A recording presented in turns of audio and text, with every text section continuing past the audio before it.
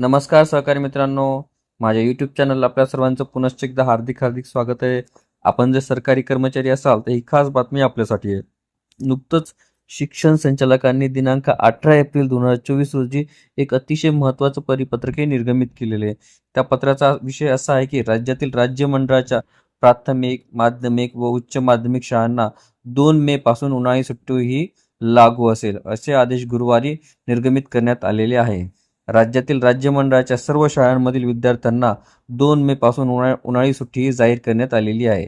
राज्यातील इतर मंडळाच्या शाळा वेळापत्रकानुसार सुरू असल्यास अथवा अशा शाळांमध्ये महत्त्वाचे शैक्षणिक उपक्रम राबवण्यात येत असल्यास त्यांनी विद्यार्थ्यांना कधीपासून उन्हाळी सुट्टी द्यायची याचा योग्य तो निर्णय घ्यावा, असे शिक्षण संचालकांनी स्पष्ट केले आहे.